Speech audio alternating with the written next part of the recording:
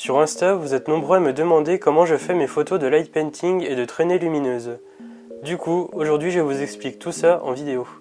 Donc pour la photo de nuit, ce qui est super important, c'est d'avoir un trépied pour éviter que l'appareil photo bouge pendant la pose. Ensuite, ce qu'il vous faut aussi, c'est un appareil photo qui a un mode manuel. Donc c'est représenté avec la lettre M. Et si vous le pouvez, même si je sais que c'est pas sur tous les appareils, c'est de shooter en RAW. Parce qu'après c'est beaucoup plus pratique et beaucoup plus facile à retoucher sur Lightroom ou un autre logiciel. Donc maintenant pour la photo en elle-même, déjà on va commencer par les ISO. Donc c'est la sensibilité à la lumière du capteur. On va les régler sur la valeur la plus basse disponible. Donc là c'est 100 ISO pour cet appareil photo. Ça évitera d'avoir trop de bruit dans l'image.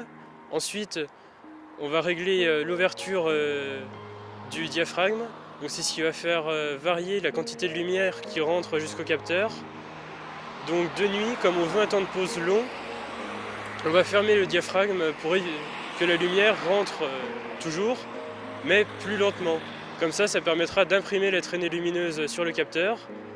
Donc du coup, pour l'instant je suis à f16 et globalement pour les photos de nuit ça tourne entre f14 et même f16 et f22.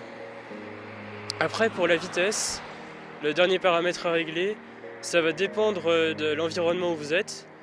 Là derrière c'est assez sombre quand même. Il y a quelques lampadaires mais c'est pas un gros éclairage. Donc du coup j'ai choisi de me mettre à 15 secondes et puis on verra le résultat. Parce que de toute façon dans la photo il n'y a pas de valeur absolue.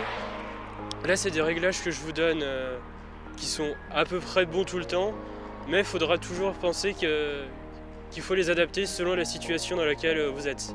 Et enfin, avant de déclencher, la dernière chose qui est ultra importante, c'est de bien penser à mettre le retardateur pour éviter un flou de bouger lors du déclenchement de la photo.